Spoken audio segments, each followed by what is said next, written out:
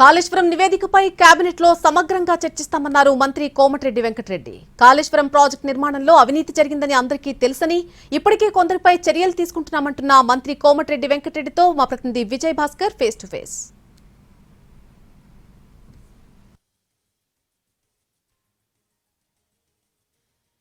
మరి కాసేపట్లో రాష్ట్రంలో కీలక కేబినెట్ సమావేశం జరగబోతుంది.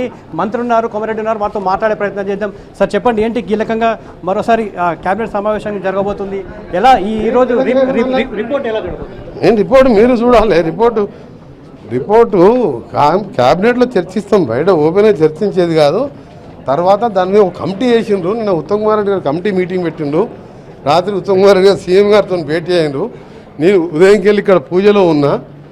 క్యాబినెట్ మీటింగ్ తర్వాత దానికి సంబంధించిన విషయాలు ఐఎన్పిఆర్ ఇన్ఫర్మేషన్ మినిస్టర్ గారు వెల్లడిస్తారు. అంటే ఏంటి సార్ కమిట్మెంట్ ఎలా చూడొచ్చు అంటారు? అంటే మొదటి నుంచి కూడా కాళేశ్వరంలో అన్యాయం జరిగింది, అక్రమం జరిగింది, పెద్ద ఎత్తున అవినీతి జరిగింది అని చెప్తారు. ప్రభుత్వం కమిట్మెంట్ ఏంటి అంటే మీరు ఎన్టీవీ వాళ్ళు చాలా ఫేమస్ ఛానల్, మీరు గుర్తు చేసుకోవాలి. ఏంటంటే ఒక్కొక్క ఇంజనీర్ 2,000 కోట్లు 3,000 కోట్లు అక్రమ ఆస్తులు వస్తుంటే, ఒక సిఈ లెవెల్ ఈఎన్సీ లెవెల్ 2,000 కోట్లు 3,000 కోట్లు అరెస్ట్ చేసి జైల్లో ఉంటే, అంటే ఈ రాజకీయ నాయకులు జైల్లో ఎన్నిపోయినట్టు చెప్పు, మీరు అర్థం చేసుకోవాలి. మీరు సార్ ఎట్లా కవిత వ్యాఖ్యల వెనక కాంగ్రెస్ పార్టీ ఉందని చెప్తా ఉన్నారు. కవిత ఎవరో నాకు తెలియదు, నన్ను అడగకరి.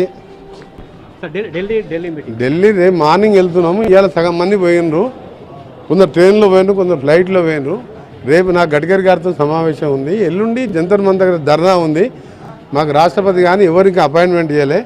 బీజేపీకి ఈ బీసీ ఉద్దేశం లేదు. వాళ్ళకు ఆర్డినెన్స్ పంపినా దాన్ని పాస్ చేయలేదంటే వాళ్ళకి అయినా కానీ మా పోరాటం ఉంది, బీసీ రిజర్వేషన్ సాధించుకుంటాము. అనకచర్లలో మేము మిగులు జిల్లాలను మిగులు జలాలపైనే ప్రాజెక్టు కడుతూ ఉన్నాం, తప్పేంటి అని లోకేష్ చెప్తాం. అనకచర్ల కట్టనిచ్చే ప్రసక్తే లేదు. శ్రీశైలం, పోతిరెడ్డిపాడు, రాయలసీమ, మచ్చుమర్రి మీద మోసం జరిగింది. దాన్ని కూడా అవసరం అడగిస్తాం. మా పాలమూరు ఎండిపోయింది, మా నల్గొండకు నీళ్ళు లేవు, మా ఖమ్మంలో నీళ్ళు లేక సీతారామ కట్టుకుంటున్నాం.